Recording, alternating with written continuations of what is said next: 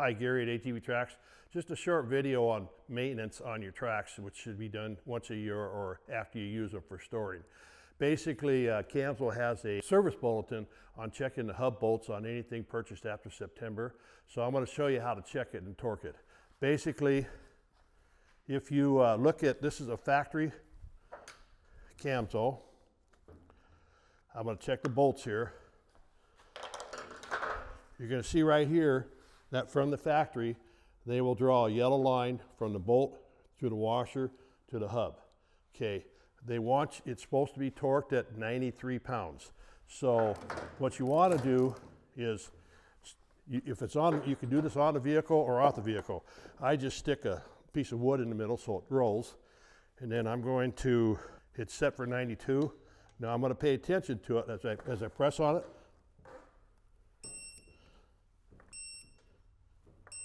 There's 92 pounds. It didn't move. So that means that this is torqued perfectly. Now, that's the mark. Now we'll go to this one here. A lot of times you will buy used ones and people will have replaced the drive gear and you won't see the manufacturer's mark on it. So what I recommend you do is you put your own mark on it. There's a white mark, and white mark. Okay, clean it off a little bit. Now what you're going to do is we're going to do the same thing. Stick a piece of wood in here. I'm going to put this on here and I'm going to make sure it doesn't move. Oh, no, it's not moving.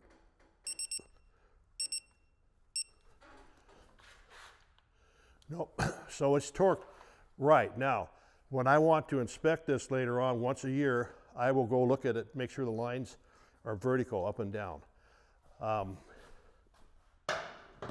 If it moves at all, they say you could use this 3 times. You're basically going to take your washer, flip it around because you want the pressure, the coin to put pressure on the nut, and you're going to put an abundant amount of red Loctite and put it in there and torque it to 95 pounds. I personally think you go to 100 because these are pretty strong bolts, but the stronger the better. And then when you get done with that, mark it with your marker. Now what we do on a lot of these vehicles here, after we do the mark there, we'll put a little grease in there just to kind of keep the moisture from going out. Now as far as maintenance on the Bogey wheels, you're going to see when you pull some of these off that some of them have a lot of rust. Now this one isn't bad because it's pretty new, but what we do on Bogey wheels, basically, I'll put this back on, is I'm just going to pop the top a little bit and hold it up there, and I'm going to put some oil in it. Then I'm going to squeeze it on. Now we get oil going on the outside and it keeps the water from coming in. Camso recommends when you replace wheels, there's a little gap between the 2 bearings here. Put 90 weight oil between them and then put them on. And then you still put 90 weight oil underneath the outside cap. For storage, if you're going to store them, what I usually do is I'll lay them on the side, I'll pull the caps off, squirt 90 weight oil, I'll wait 3 days, I'll flip them over and do the other side, and then they're stored. Now the last thing I recommend you do is on this side here, where the torsion arms are, I recommend you WD-40 this so it moves easy, because you'll find out after a while they're really, really stiff. And then WD-40 this here just to make sure that it's easier to turn when you do it. A lot of times on some of these vehicles that have sat here for a long time, the Bogey wheels, like on this one right here, they won't move. They won't move at all. So what you have to do, you usually do this with the track off, but you can also if you pry a screwdriver here and a screwdriver here, you can lift this bogey wheel off. And then what I've had to do, and some of them I take a piece of wood and I just do that, but sometimes I've spent 10 minutes trying to break them loose. Once they're broke loose, then you put oil in them, and they're good, you know. But when they sit like this here, they rust on the bottom, and then the bearings get stuck. So basically, when you put them away, you just make sure your wheels turn. These won't turn because they're traction, but you can see these turn. You'll find every now and then one won't move at all, and you'll have to use that piece of wood to grind it out, you know, beat it out. Besides that, very good system. We have no issues with them. Main failure is if that bolt comes loose. So you need to check it every year and mark it. You know, 95 pounds is what I say. Doesn't hurt to go a little more, you know. When you do use Loctite, it is recommended that you wait 2 hours before you use it for the Loctite to do its job. Gary at ATVTracks, go far, explore more. A couple other maintenance issues to look at. Basically, there's a pivoter on some of the fronts and some of the rears, and it moves in and out, lets the track rock up and down. When you need to check that and make sure there isn't much more movement than this here. If it's a whole bunch, what happens, the pivoter will lose a wheel, will grind this off, it will ruin the high facts, and it'll ruin the front track completely. All the nubbins would be tore off. So you have to make sure that you check the bogey wheels that they don't move. We've replaced all the bearings on these. Some of these actually moved a quarter of an inch. The next thing you need to check, even if you're buying a used rig, is that these rubber wheels here are smooth on the inside. If they have a groove like this here, then basically you have issues with the high facts being wore out or the T-bracket being wore out. And I'll show you the different T-brackets. We don't have a problem with 6522, that's the newer design. But the 68 and 6722, you have to be very, very careful. It's actually called derailment issues. And when it does this here, you need to fix it or you're just gonna tear everything up. Okay, so these are the pivoties bushings that they put in there. This is the 6822, which is like 2014 to 2016. It has a black rubber bushing, and you'll notice on these here that they all have a notch. The notch always goes up. Notch goes up.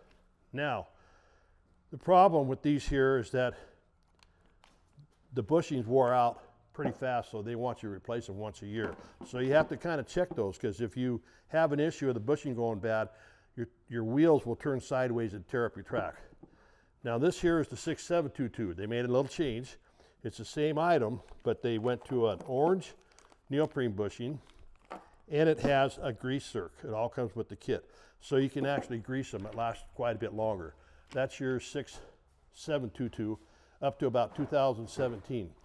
Now, 6522, they put it all on one bushing. There's no grease for fitting, and it's pretty well bulletproof unless you lose a wheel. If you lose a wheel, you're going to cause the same problem as the other one, which is basically you're going to tear the track up, tear the high facts up, and it's going to be kind of expensive to fix.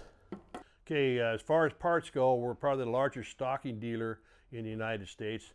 90% of the stuff that we have, as long as it's not on back order from Camso, is basically shipped out the same day, or if it's late at night, the next day. As you can see, we have about every part you can get. We have a bunch of separate fixation plates, and we have all these kits in stock. Hi, this is Gary again. Our warehouse is a little low right now. It's the end of the season. We do stock the Camso Endure. We do stock the Kimpex HD4. We stock the Camso Forest 1 and the Camso X4S. And a lot of times dealers take 2 to 3 weeks to get. We have them in stock. There might be an extra charge for shipping, but you don't have to wait for them. So we have one of the bogey wheels that moves pretty good, about 1/4 of an inch, and you can see the bearing inside here is pretty well shot. These here, we've already put new bearings in. They don't move at all.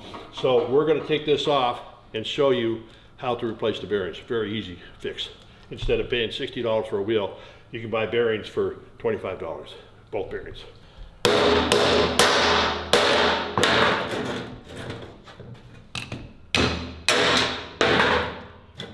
one.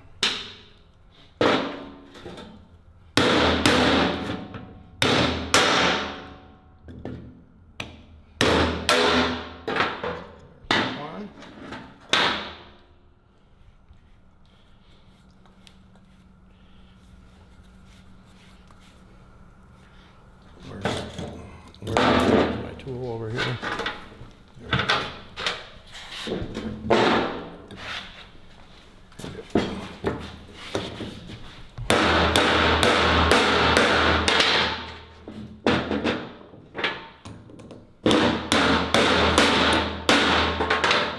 And that's it. Other than putting oil in them. We're going to put some oil in it, and we're going to put it on to show you the difference between the bearings before and afterwards.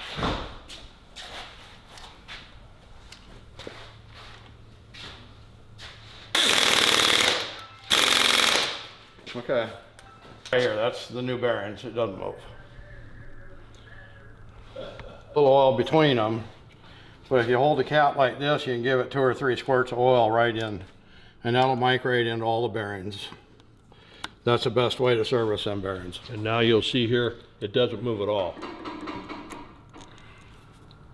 Your new one. Okay, we have bearings, new bearings here. The inner one is bigger than the outer is smaller, so there's 2 different bearings per bogey wheel.